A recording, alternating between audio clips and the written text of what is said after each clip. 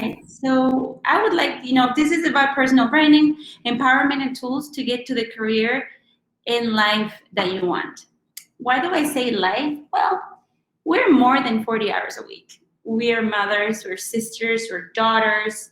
We're part of a community. And I think that it is all about merging those interests in our personal and professional life to be our best selves.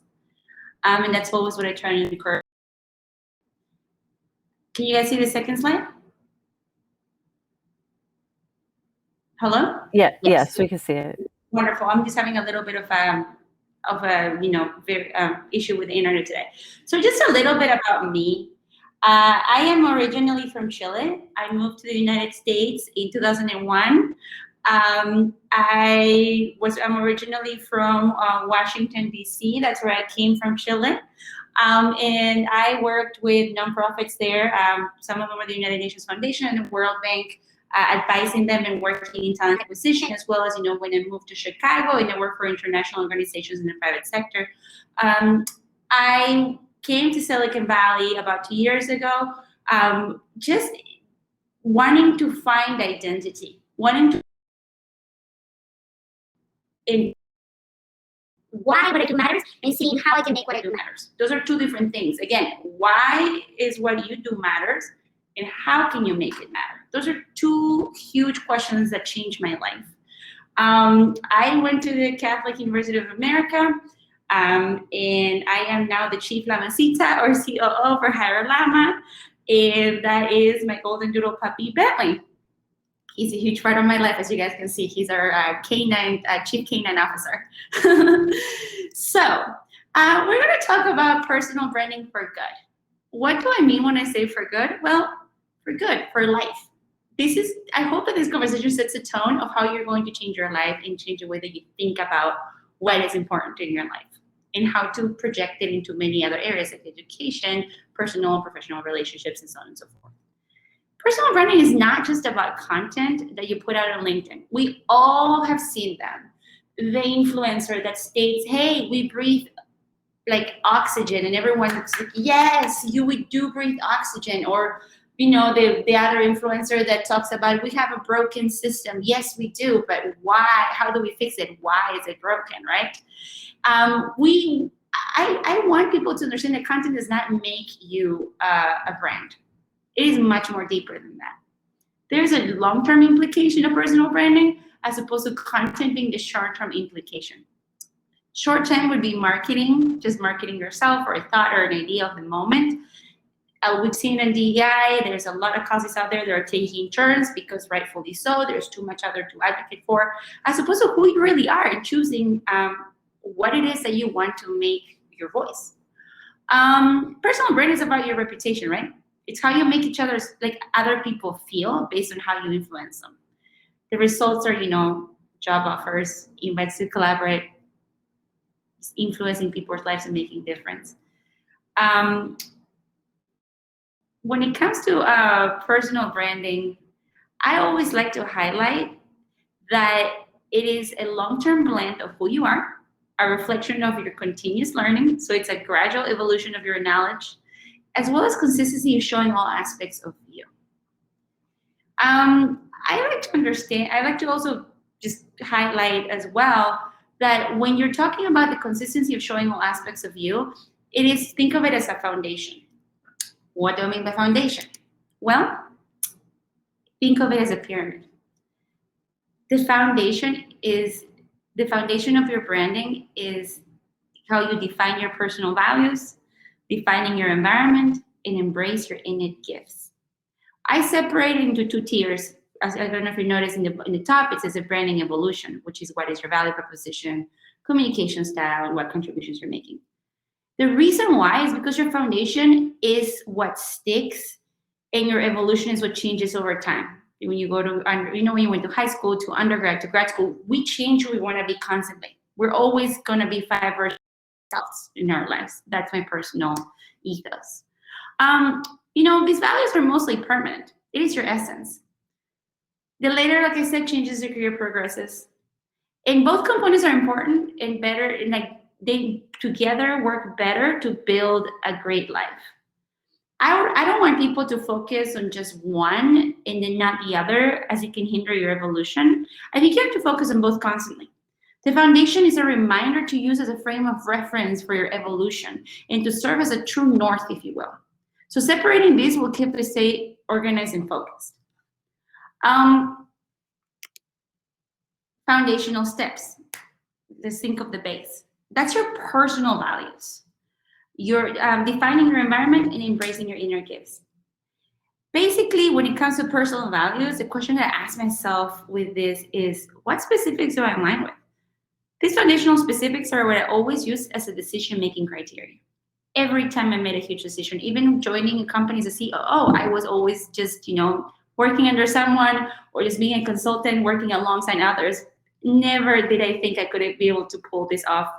Somehow I'm doing it, and I want to say it's my formula with Self Baby. I want to give you guys an example and a challenge. Write a list of what you are about and what are your non-negotiables. It will be long, but you will eventually slimmer it down to a few core ones. For me, it is empowerment, both ways. I like to be empowered and be my best, as well as help those around. The ladies in the Maharalama ladies in the chat can totally tell you that I think my ethos is accountability works both ways. Hold me accountable as much as I will hold you accountable, and together we grow. Having said that, connection is huge for me. I like to engage with all those around me. I will always learn more from someone's experience in their life than any formal classroom education. That's just what I think. As well as inner balance. How do you balance it all? How do you balance, in my case, being a partner, having a puppy, being a daughter, higher lama, and what I want to do to create change in the world? It is all about inner balance. When we talk about defining your environment, it's just, we're going to think about it in the most basic terms. We're thinking of a broad world full of possibilities and different opinions. But you got to define your own version of your world. Everything in life and career is about your environment and your relationships. Networking with everyone really can be a waste of time. You can define your levels of involvement and engagement this way. For example, I'll follow this person for content, or ask this other person to be my mentor. Or I will develop a friendship with this other person because I truly want to be around them 24/7. Alignment is key to define your levels of involvement and will inspire us to develop into the persona that we strive to be. Let me give you an example. Think of the qualities that you look for in friends and inspiring people in your life.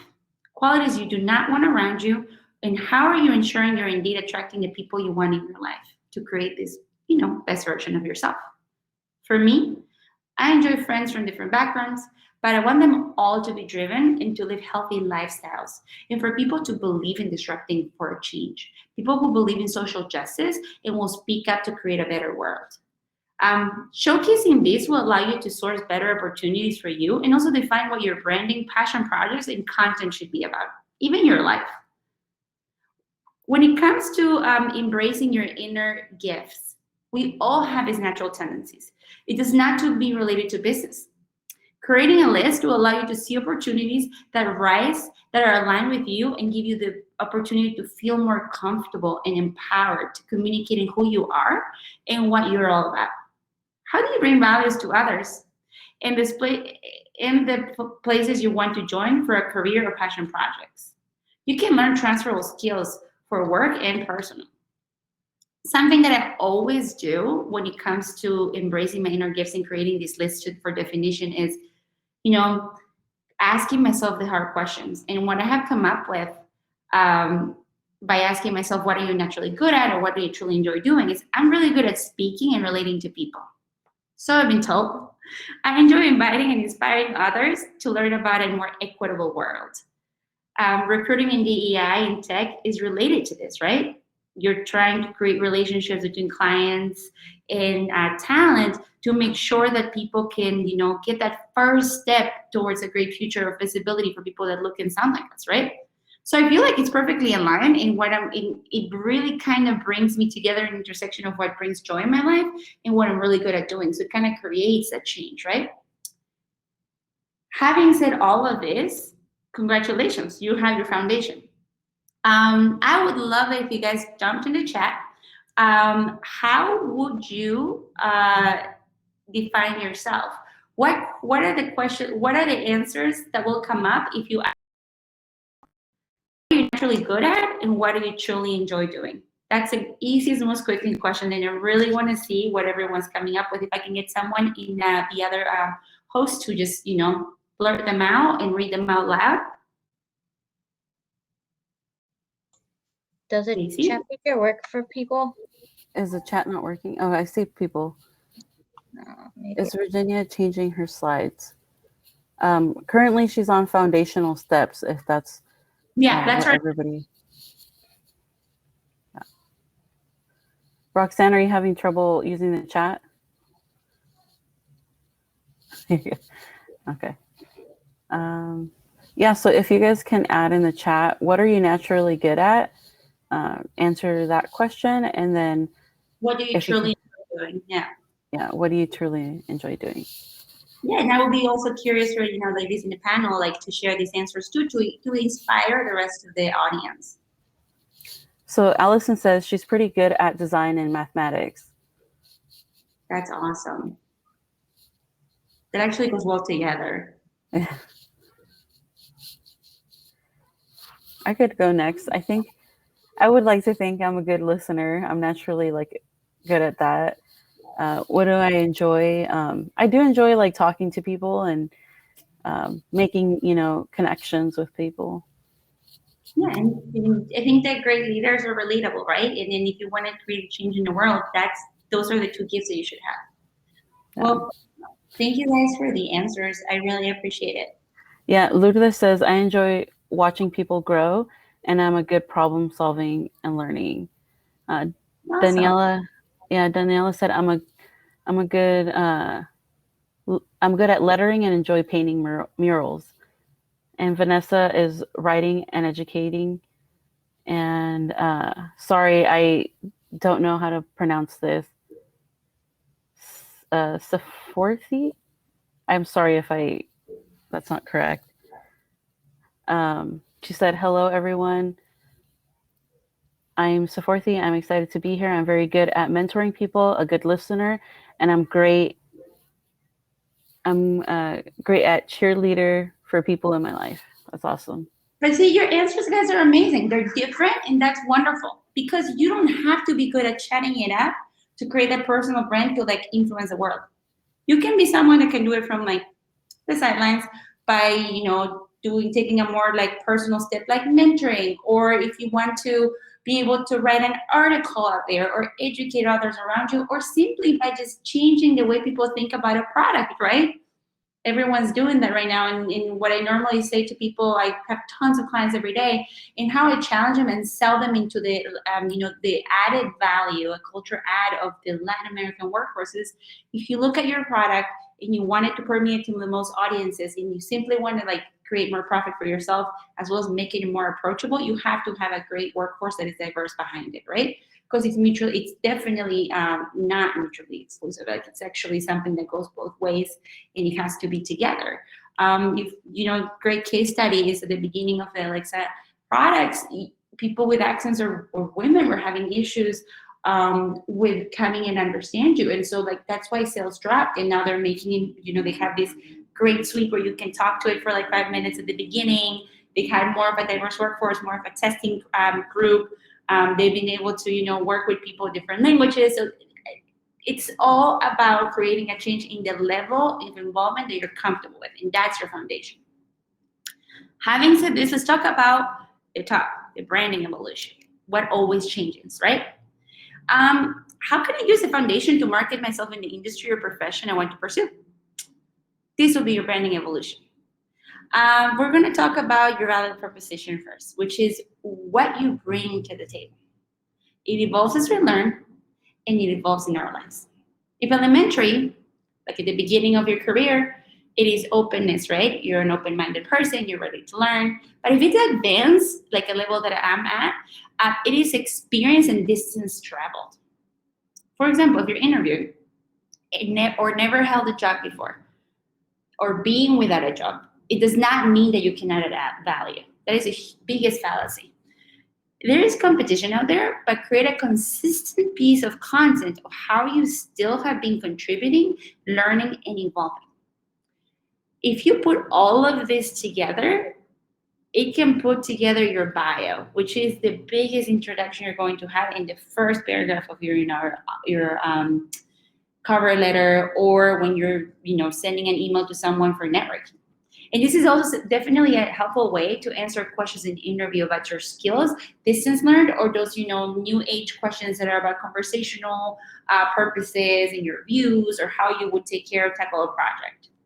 For example, I definitely like to always ask these questions when I'm coaching. Who do you provide value for? Do you provide it for clients, for stakeholders?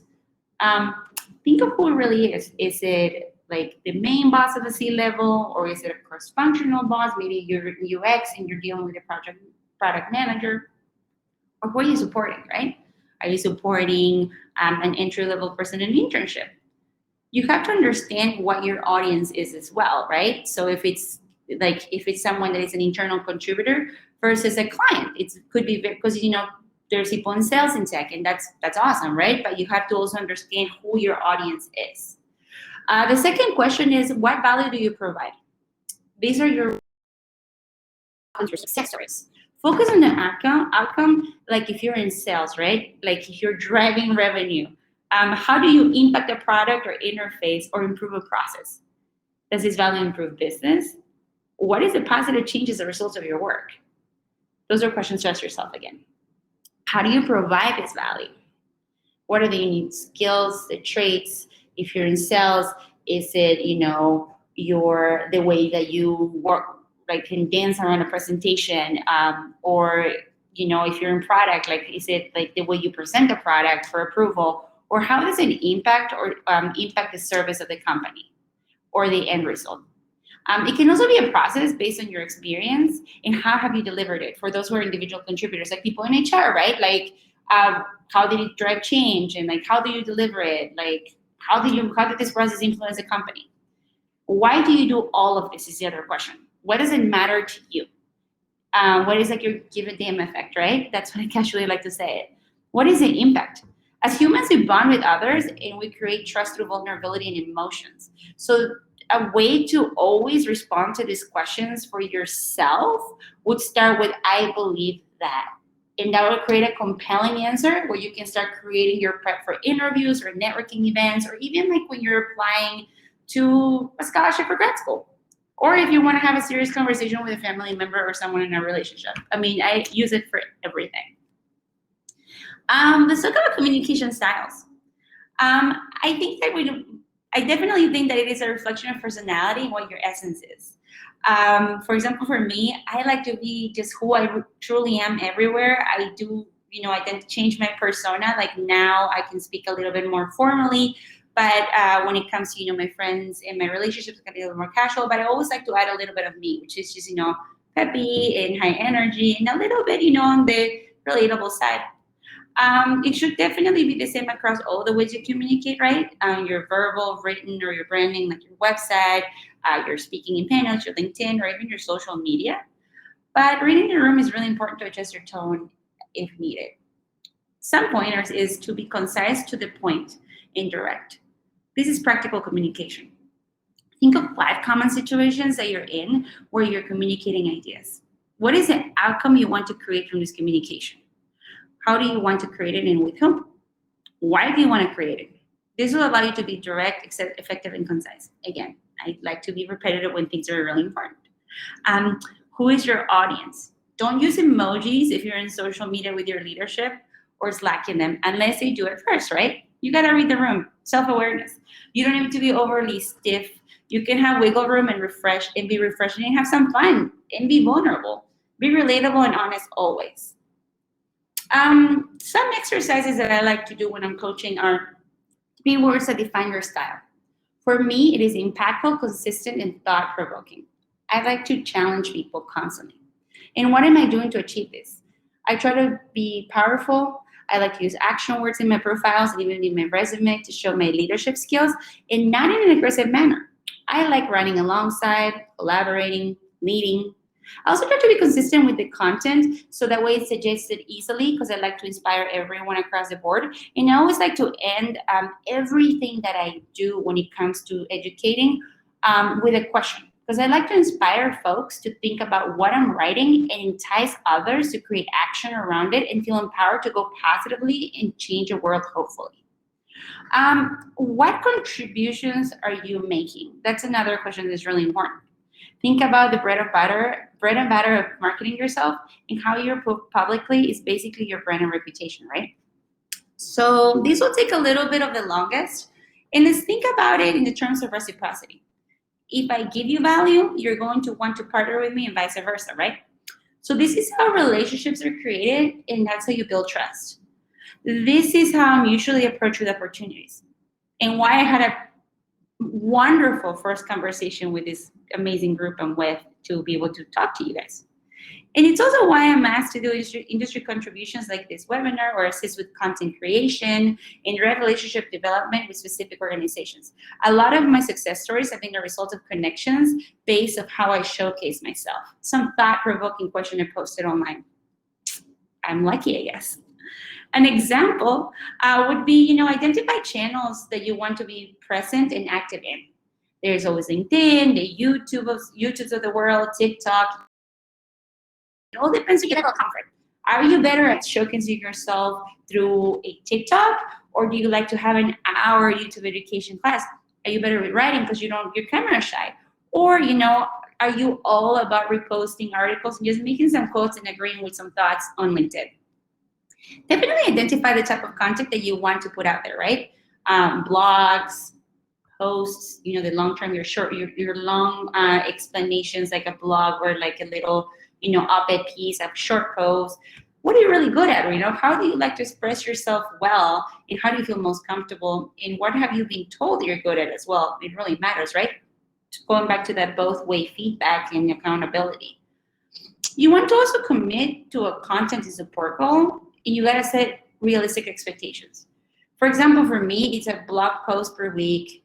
I like to check what influencers are doing just to kind of stay relevant. I like to ask my mentor or someone who's in a successful area, what is happening, what concerns they're having, like what's keeping my clients at night, how can I make their jobs better? And when I find a common topic, I always elaborate, and that's when people definitely flock to me and we start creating content, and that's how I get clients.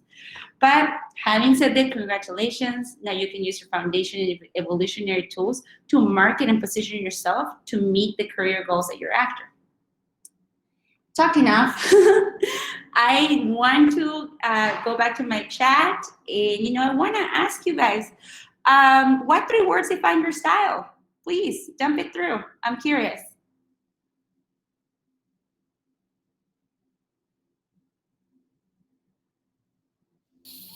Can you give us your 3 words? Yeah. Like I said before, for me, it is impactful, consistent, and thought-provoking. Yeah, that's a hard one. Yeah, what is yours? I'm so curious. Vanessa put hardworking, flexible, creative. That's a good one too. That's really good.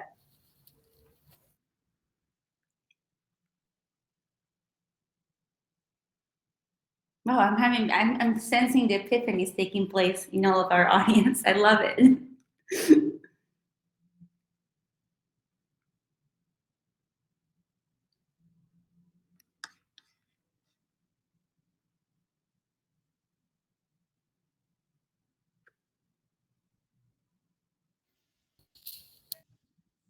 I cut out for a second.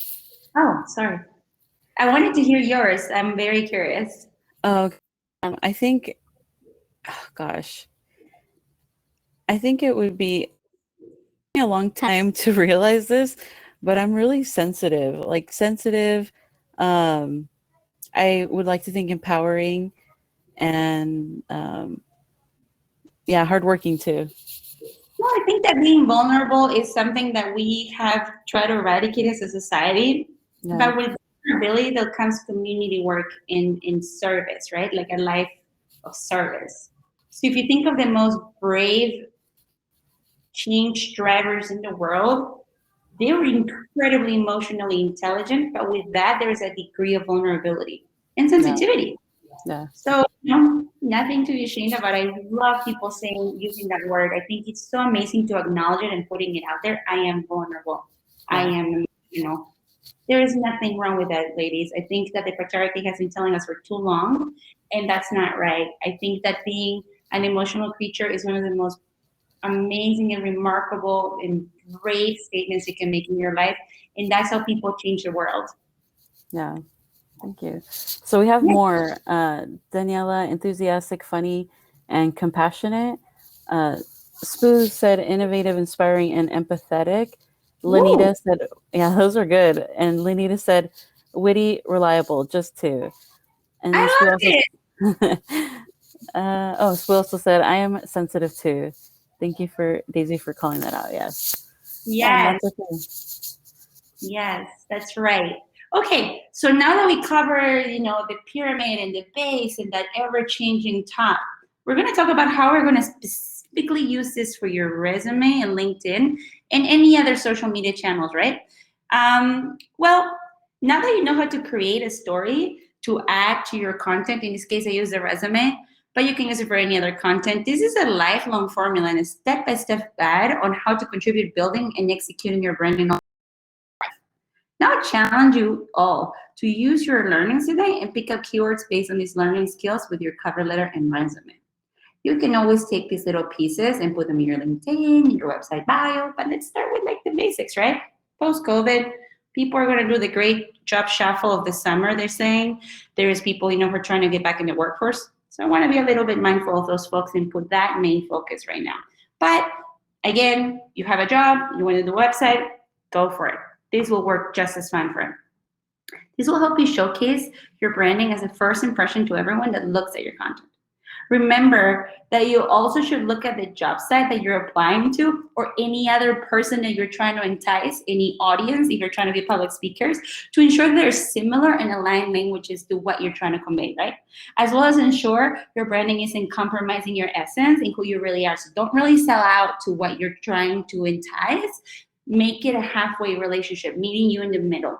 Because a true opportunity is an opportunity where you're happy and that person will value you just as much as you value them. If they don't care about who you are and they want you to sell out and go beyond the 50%, that's not the place for you. And you need to go out there. Just get out.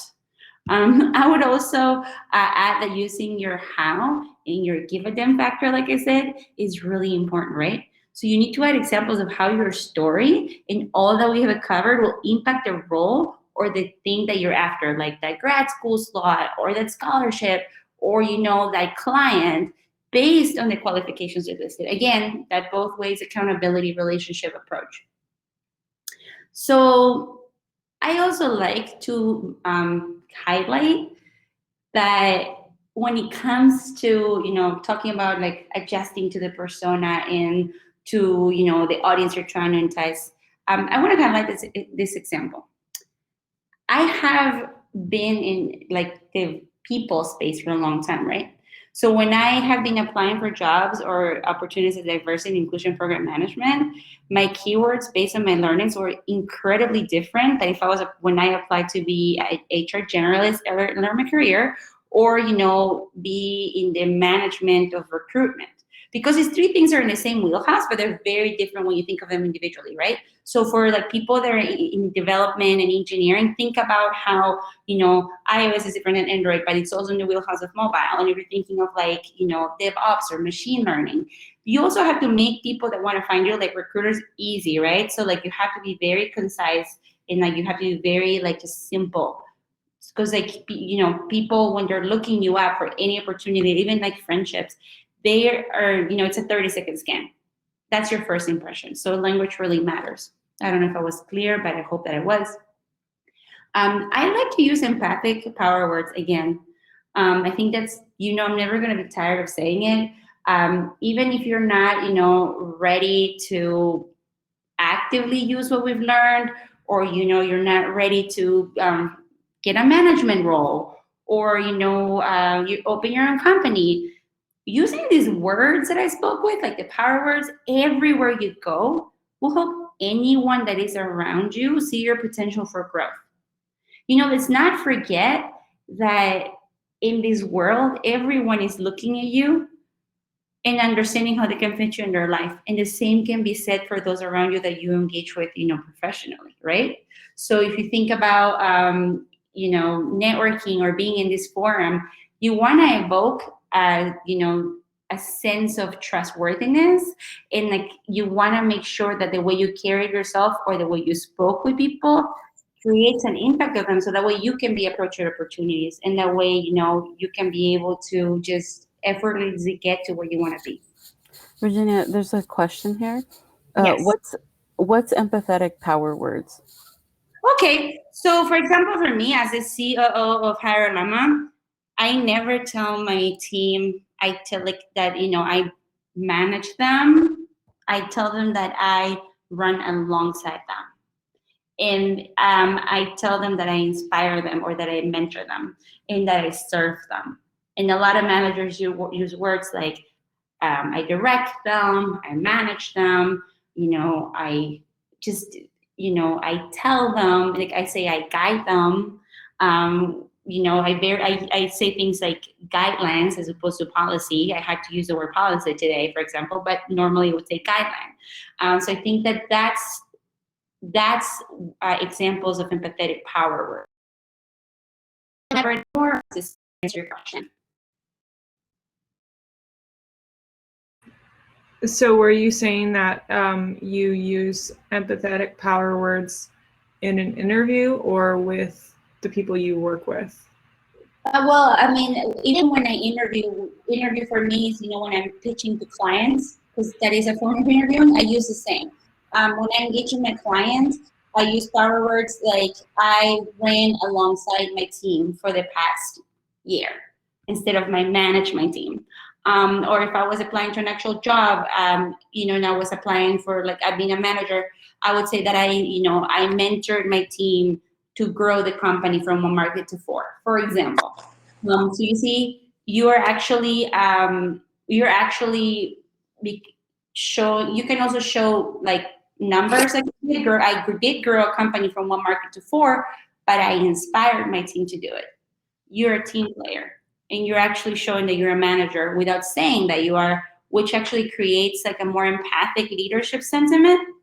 Again, the companies that I will normally apply to really care about the language, but that's just how I run This is how I run my personal branding, and it seems to work. So, do you have any further questions, or was I able to answer your question? She's nodding yes. Perfect. Yeah, and Sorry, I don't have the video right now. So no worries. I have Yeah, a question. yes. Hi, this is Lanita. When you say I run alongside, and if I were looking at your resume, it wouldn't be clear to me that you were in management. It would sound like you are part of the team. And so, do women have to downplay their strengths to, because as a woman, I think that makes me feel nervous that I'm downplaying my strengths to fit in.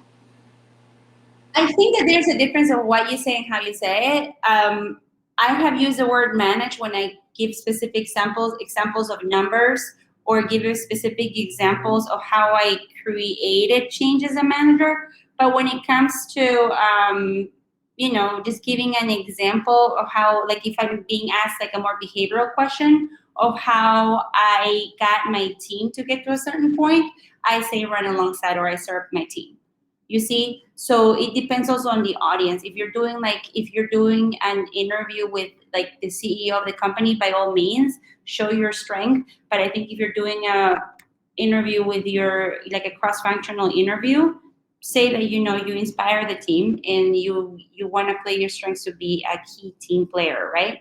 So it's also about adjusting your language. Again, I've been pitching to clients for the past year as a CEO of a company. So my personal style of how I have to present myself is using those words, just because I do want to show my clients that I am part of a team, and my team is just, it's the biggest thing that I have to offer, and I put myself behind them, just because, my team is what is going to create the change in their company, not me.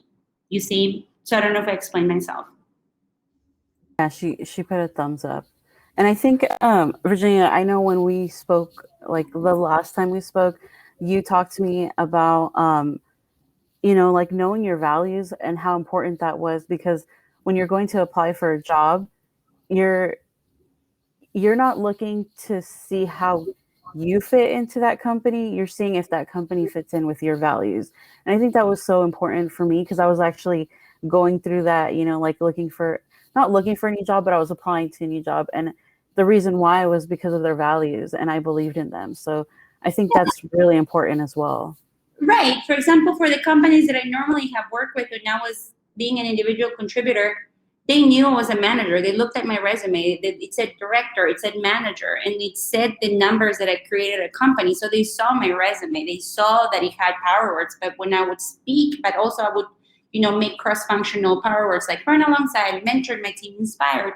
And then when I would talk to them, I would just, say, hey, I grew a company. I managed a project, but I did run alongside my team, and I served my team and my direct reports with all the knowledge to drive this change, you see?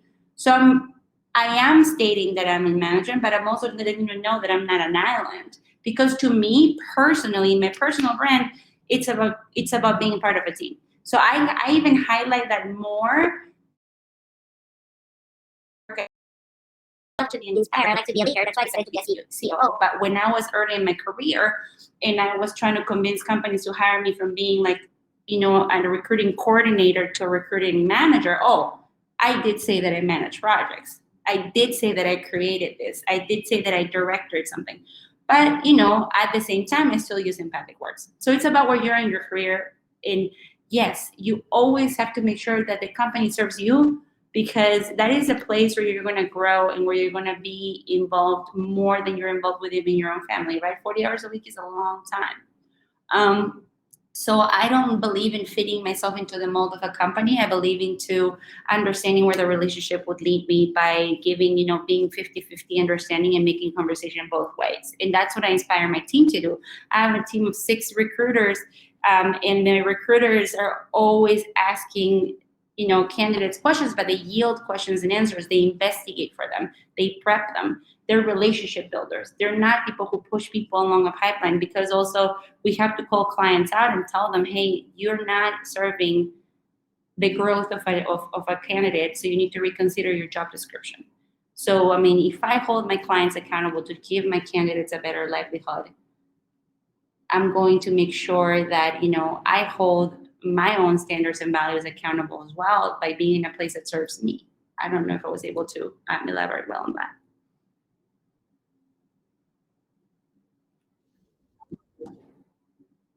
Okay. So, having said all of this, want to do some Q&A, and here is my LinkedIn. I'm always here. I always have an open communication channel to inspire, mentor, answer questions. I love to challenge myself, because I'm never done learning. And when I'm done learning, it's going to be the last day I have on earth. So more than happy to have a two-way conversation, have people hold me accountable, hold people accountable. We're on it together, right? Life experiences.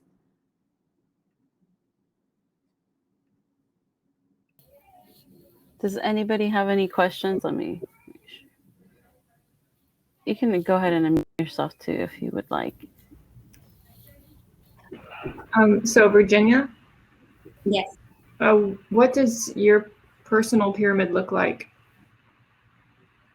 Well, my personal pyramid is I would say there's the 3 biggest values, right? Which is me just being an empathic leader and putting my team ahead of me. I like my team to shine. Like, I like them to be the ones that manage, that shine, that kill it. And I like to be just the one that serves them at this point in my life, right? Clearly, when I was younger, it was different, like I said. So that's my ethos and my values, like serving others, driving change, inspiring my team. But my ever-changing is definitely my education and my distance learned and my accountability, because as I grow as a leader, I don't want to lose perspective of what's out there for people that are just starting. So I want people to hold me accountable, and that's why I'm always mentoring. And I want my mentors to tell me what's working for them and what's working and educate me too on trends and keeping me current. So, and that's my pyramid. And ever since the pandemic started, I've been all about serving people and getting people employed, avoiding a drought in diversity, and avoiding women from dropping from jobs. I don't know if you guys saw the McKinsey reports for jobs, and it just showed that we could be as far as a generation behind when it comes to advancement of women in leadership. So I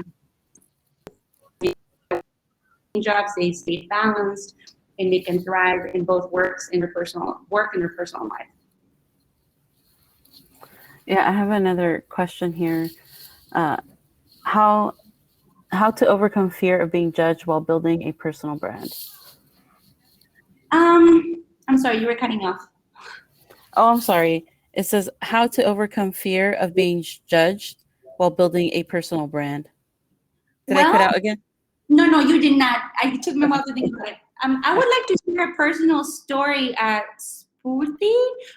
Sorry if I mispronounced your name. I want to just, use me as an example, and this is my personal story. I have a thick accent, and I sound different. And I grew up in Washington, D.C., where it was, unless you have an MBA, you're never going to get anywhere beyond an IC role. And it was where you sound different, or you're a citizen, you have an accent, like that stigma, right? But I realized that I cannot let that be who I am. So I start telling people, well, a question later, but let me tell you about who I really am and what I bring to the table. So the first step is being authentic. Be unapologetically yourself and think of the world as a culture add value environment. If we keep thinking of a culture fit environment, we're going to progress the imposter syndrome, where we just, we're trying to fit. We add things to people. I'm learning from you guys as much as you're learning from me. And once you start adding, thinking of this concept, you're going to feel more fearless and more ready to educate others on your journey, as well as having others educate you on theirs. And the more that you pass this gospel around, is a gift that keeps on giving. Because we all are always going to learn from one another. I'm learning so much. It's been so humble to learn from my, junior recruiters as much as they're learning from me. That's so, as far as a simple concept, is the beginning to avoid feeling judged or judge other people. I don't know if I was able to explain myself, ask you further questions, and feel free to, just elaborate.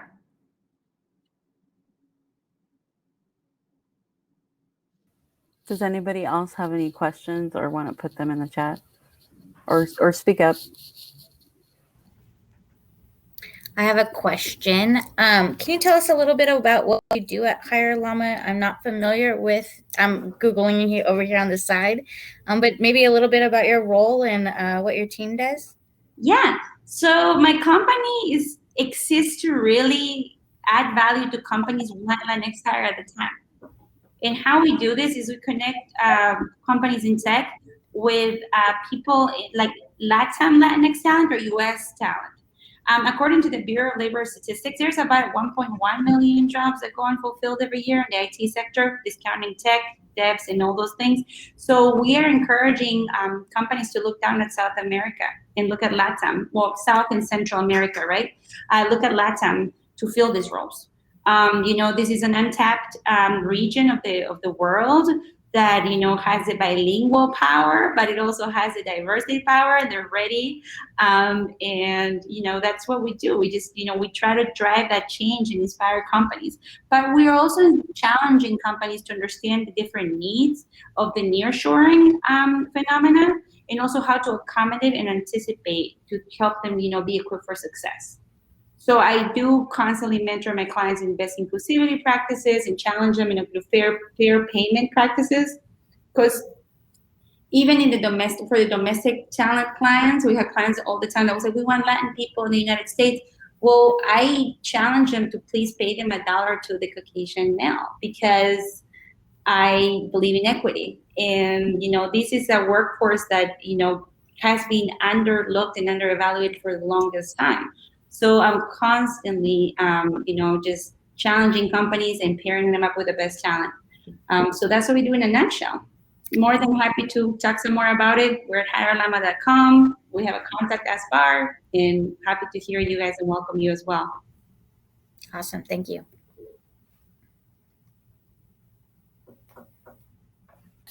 Thank you. Any other questions? No. This is the chat. Yeah, I mean, I would like you guys to also ask me if you have any questions about just how to stand out and how to, I want to hear where people are in different stages of their life, if they're, and how they want to showcase themselves for the next level. I'm so, just passionate about hearing these stories and understanding how people are evolving and kind of helping them with their, their barriers, right? So that's what I do for like a few organizations. I'm working with the New York City Talent Pipeline, Project Basta. I also have done individual sessions with people that I meet. And those are the biggest roadblocks that I identified is people that have outgrown their mid-level careers and they're ready to do management. They're like, oh, do I like use the words of management a lot? Or do I like sound like an inspiring person when I haven't inspired anyone yet? Or am I ready? Should I ask for my boss to, bye Marie, should I like ask for my boss to promote me as opposed to me pitching myself, right? So I want to hear from who in the house is having that problem. Like, how can I help you? Has this conversation helped you? I would like to know if this conversation helped you with that. I will speak for myself here, but I personally enjoyed that when Daisy got this on the docket, because for me, I think I've struggled over the last 2 years, and really I go through kind of this exercise of personal branding, updating my LinkedIn, throwing my resume out there, just making sure I'm relevant to the technology world out there. But I find myself to be super loyal to my company. I think some of us feel this way, and then we're afraid of change sometimes. What are we getting to if we venture into the unknown? So I really appreciate you reminding me that there's a ton of opportunity and companies out there that will value my work, what I bring to the table, what I'm naturally good at, and what I want to challenge myself with. So it's a great reminder for those of us in the audience that may or may not have microphones or cameras today, but I appreciate it. It's a great again reminder, and sometimes it's okay to take a leap. Right. And I think that at the end of the day, I see Vanessa says, I just started a business online school in February. It's slowly growing. I have 61 students as of today. Yay! Just wondering if you have any advice as how to market my business better and branding our school. The most branding I do is send out emails now and then tell people when new classes come out. Well, take it from me. Get out there and speak. The biggest experience any human being has is their own experience. You don't have to be a 10-year in person as a CEO or own a VC fund to talk. Just have an audience. I'm very shy. I'm very shy. Yeah. Well, I mean, It's not my strong suit. I'm shy too, Vanessa. Yeah, if speaking doesn't work, join a group. I started by joining Tech Korea, and I would be behind the chat doing AMA sessions, and it was just all about it, just questions and answers in written form. I actually have I was actually invited next week. I'm going to go to the AFSA GBA, which is American Fire Sprinkler Association Greater Bay Area chapter, and so I'm going to talk to the people there because those are the people who are signing up for the classes. So yeah. I have a 5-minute presentation that I can give. This is my first shot to do something like that so far. So I'm hoping this will start to snowball. Right, and it's all about that one beginning. I was literally behind the keyboard hiding with no face, nothing, and just typing away AMAs, and then I was speaking before I knew it. But it is all about if you do what you love and you know what you do, and you just are passionate about that gospel to create change, you're gonna feel more comfortable to talk about it. I think also if there's a point where you just lose your comfort, you can always ask the people that are asking you to speak to do AMA sessions in chat. But it's all about comfort. The thing is my audience. So I took this on because I work for a company that is construction, and I was like, I see a need, I can fill it, right? And I just wanted to do something besides clerical work. I wanted to be able to, bring in money to the company and start my own business. I've always wanted to start my own business, so that's what I started to do. But the thing is my audience, they're all like big men, like who are in their 30s or older, and so I can't think of any ways that I can, just like, you know what I mean? Like I don't know how to market to them. Well, if I can give you a personal experience, again, like I'm giving you suggestions, I'm giving you advice. I don't know your personal life. I'm glad you're giving me some information. But I can tell you this.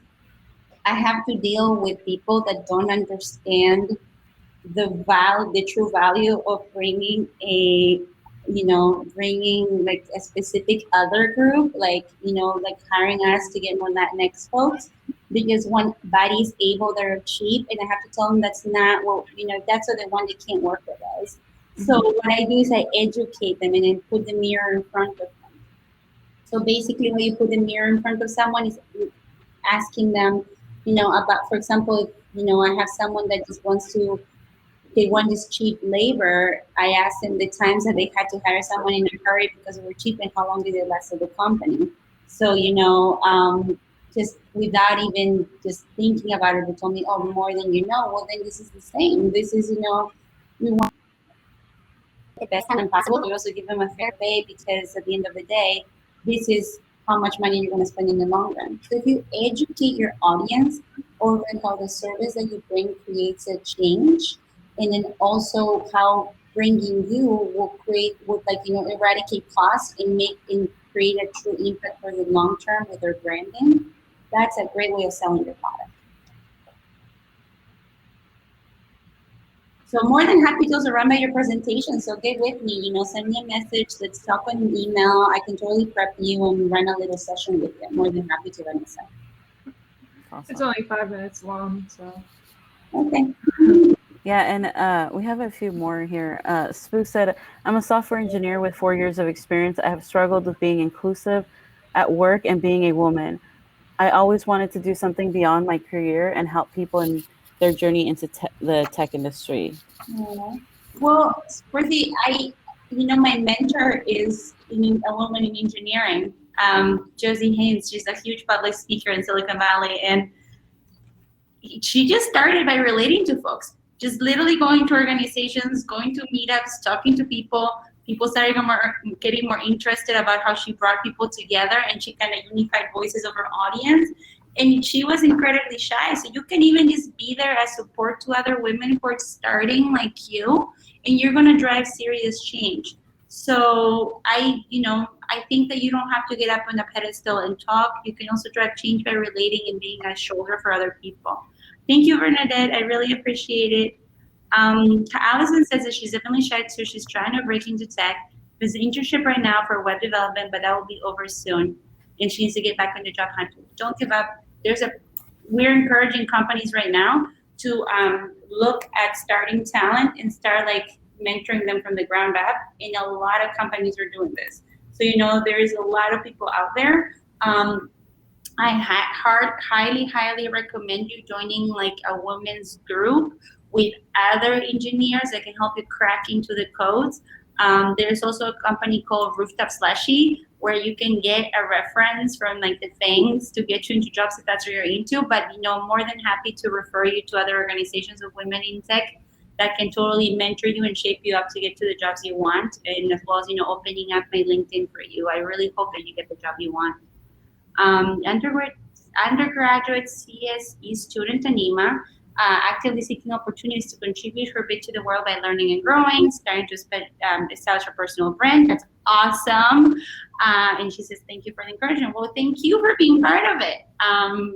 It's all about helping one another. At the end of the day, I'm not the owner of the truth. I think that even with Lenita telling me, reminding me, thank you, Lenita, for, hey, like Virginia, we gotta use some power words. It can't also be submissive. She's right.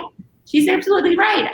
I have to be like that because unfortunately I'm dealing with clients. So as much as they already have read my bio and know that I own it, I have to use different power words because I'm at a different stage of my life.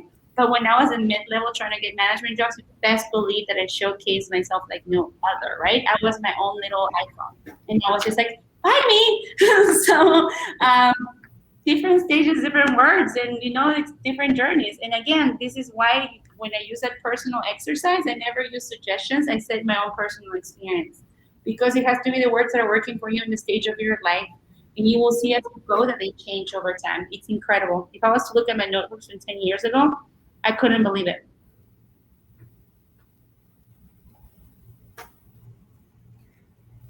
Yeah. Does anybody else have any questions or want to tell their story? Let's see. And then Allison said, yeah, that would be great. So Allison, you can connect with Virgginia on LinkedIn. I did share her LinkedIn here in the chat. I can share it again. Yeah, and I want to hear from everyone in the audience right now.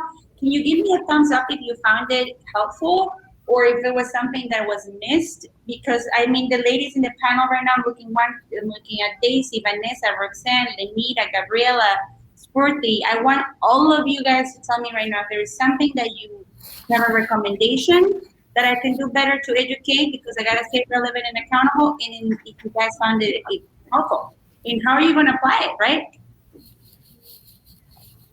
Everybody's giving a thumbs up. Yeah. Yeah. Okay, that's great. I really, really am so happy that we're working on all this. And the biggest advice I can give you guys is don't be shy. Just because we don't look like the status quo and we don't look at what the patriarchy or the majority of this nation, without naming names, made us out to look like, there's a place for us. And it's going to be uncomfortable. I am incredibly uncomfortable. I don't even use the word COO as much. But I have to, because it's who I am. So we're going to be uncomfortable. We're going to have to say things that we've been told that we can't say, and we have to speak up and we have to fight. Because if we don't, our daughters are not going to have this opportunity. It's all that we're doing, ladies, every one of us, 2017, 2021, is create the opportunity for our daughters to walk right into a room and see 3 girls like them in the board of advisors and feel identified. So everything we're doing right now is going to create an impact for 2054. So, just, and the only thing that I always say is, once you make it to the top, make sure you bring 5 ladies with you.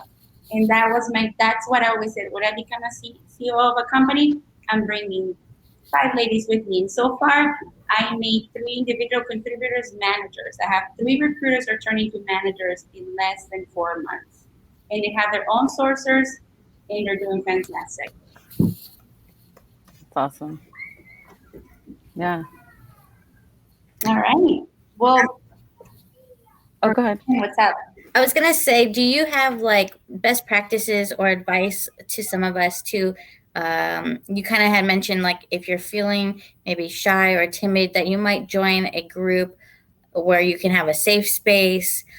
I kind of mentioned what I do on an annual basis is to make sure I go back to my resume, add the bullets, look at my personal branding again. But maybe you have some other kind of pieces of advice that we can do on a reoccurring kind of basis, or to challenge ourselves. Yeah. So I used to do what you did. I used to literally apply to jobs, and I actually have done that recently to try to get clients. And when I wouldn't get them, I was like, why? So it's a good way of humbling yourself. Depending on the level, right? Some people like to be mentors behind the scenes. And some people like to join groups when they're they can work together to help each other and do work group sessions. Like at Techria, they have really good groups, or Latinos in Tech, or Naomi Talbert has this fantastic group that is called Hire Black, which I really love because that community is on fire. I love to be an ally there and just educate, and they educate me in return, right? We help each other, and it's just so powerful. So just be part of a group and see what you're comfortable mentoring, speaking to a large audience, maybe having a close, intimate group. You can also get a mentor this way. I would say a mentor, it's the number one thing we all should have in all stages of our lives. Get yourself a mentor through these groups. keep going. So, I mean, get yourself someone to look up to, but also have to be the person that people look up to. And that's how it works. Education works 20 different ways. Awesome. Thanks. Yeah, and also the other thing I recommend is look at so if you follow people online like that, you can be mentors with, but they're not busy or like they're unattainable. Follow them. Look at every single thing that they have done. Study them, their beginnings, or go on TED Talks. That's all I do all day when I'm cleaning, when I'm like just walking. Like TED Talks have opened my mind to a point where I actually know most of what I know and how to carry myself because of it. And it's just people relating to me. It's literally like picking a phone and talking to a friend that I never met. So highly, highly recommend it. That's awesome. Yeah, Vanessa, and if you ever want to like talk to us, we can always have, a little session with like maybe me, Roxanne, and Lourdes, and we can like just listen in. Sorry, Roxanne, I volunteered. But yeah, we're always here as well. Please tell me. Thank you. That's what I do too. I'm teaching right now to VCs, and like I call my friends and I'm like, can I buy you a bottle of wine and like you can listen to me, like so I don't sound dumb when I'm teaching, or so I sound confident. So we all need it, and like Daniela's saying, language is so powerful in how we define ourselves. It is so true. Vanessa, it's like she says, you own your own business, so you definitely have a fire in you, and you should share that light with the world. It's like you're depriving the world from seeing your light, and like you could inspire so many other women to get out there, So I always say that when you get to a certain level, you have a social and moral responsibility to become a philanthropist, and I don't mean writing checks and giving money. I mean giving back. So that's your moral responsibility, ladies. The moment that you get a management role, you gotta start giving back, inspiring others, getting people on your level. Yes. So true. Mm-hmm. Okay. Vanessa gotta buy a suit now. Yes. Awesome. Well, exactly. You're the boss. Guys, what an amazing conversation. I'm really happy. I felt humbled, and I hope that I was able to create an impact into, my only thing is go on in your day, in your direct, as you look in your weekend, and look around you and ask yourself these powerful questions and come up with your own conclusions. And I hope that this formula works for you to change your life. I really hope. Thank you. Yeah, and I just want to quickly share on the 21st, we have I/O Extended 2021. So if you missed Google I/O, we are going to have an event. You can find it in the same place, the GDG Modesto community. And as well, Roxanne told us earlier, happy Pride Month.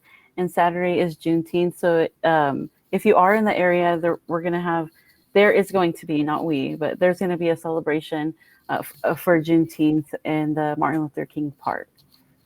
So, can you send me that, please? Yeah, it's here in Modesto, but I'll send it to you. It's not too far from you. Yeah.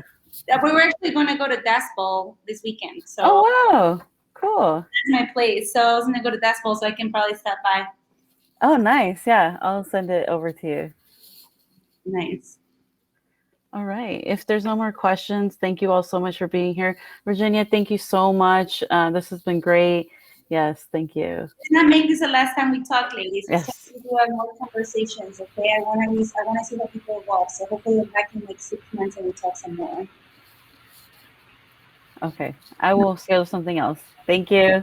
Thank you.